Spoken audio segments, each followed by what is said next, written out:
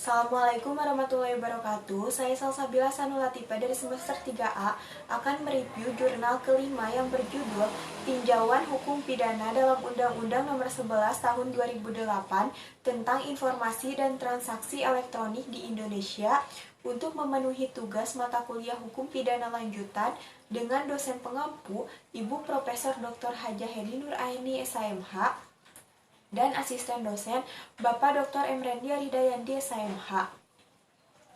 Keputusan pemerintah dalam mengesahkan Undang-Undang Nomor 11 Tahun 2008 tentang Informasi dan Transaksi Elektronik sebenarnya memiliki visi dan misi yang baik.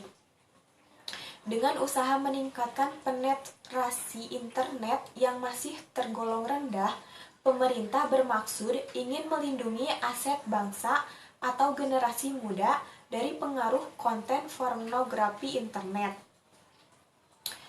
Undang-Undang Nomor 11 Tahun 2008 tentang Informasi dan Transaksi Elektronik sendiri dinilai banyak pihak masih belum sempurna dan belum saatnya disahkan karena masih banyak kelemahan. Salah satu pasal yang menjadi sumber kehebohan adalah pasal 27. Di dalam pasal ini tercantum berbagai perbuatan yang dilarang untuk dilakukan. Lebih spesifik lagi adalah pasal 27 ayat 1 tentang kesusilaan. Banyak pihak yang merasa tidak setuju dengan undang-undang ini karena muatan pornografi di internet. Rumusan perbuatan yang dilarang ditinjau dari aspek hukum pidana Undang-Undang Nomor 11 Tahun 2008 tentang Informasi dan Transaksi Elektronik, yaitu sebagai berikut.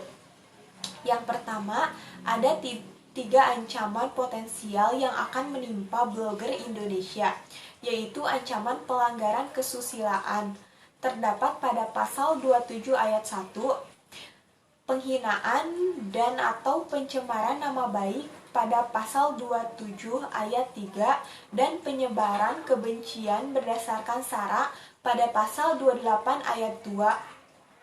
Dalam konteks pidana, ketiga delik ini masuk dalam kategori delik formil, artinya tidak perlu dibuktikan akan adanya akibat dianggap sudah sempurna perbuatan pidananya. Yang kedua, pada pasal 27 Undang-Undang Nomor 11 Tahun 2008, pasal 27 ayat 1 dan ayat 3 memiliki tiga unsur yang sama, yaitu yang pertama, unsur setiap orang, yang kedua, unsur dengan sengaja dan tanpa hak, dan yang ketiga, unsur mendistribusikan dan atau mentransmisikan dan atau membuat dapat diaksesnya informasi elektronik dan atau dokumen elektronik. Sedangkan pada pasal 28 ayat 2 memiliki tiga unsur yang patut dicermati, yaitu yang pertama, unsur setiap orang, yang kedua, unsur dengan sengaja dan tanpa hak, dan yang ketiga, unsur menyebarkan informasi.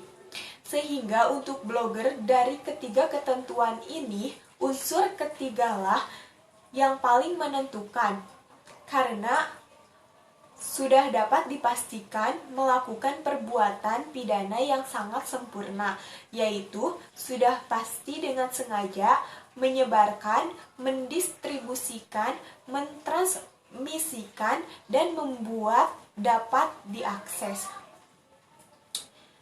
Yang ketiga ketentuan dalam Undang-Undang Nomor 11 Tahun 2008 tentang Informasi dan Transaksi Elektronik ini jelas bertentangan dengan pasal 28E ayat 2, ayat 3, dan pasal 28F Undang-Undang Dasar 1945 yang mensyaratkan adanya perlindungan bagi kemerdekaan menyatakan pendapat dan kebebasan berekspresi di Indonesia. Sekian review jurnal kelima mata kuliah Hukum Pidana Lanjutan dari saya. Wassalamualaikum warahmatullahi wabarakatuh.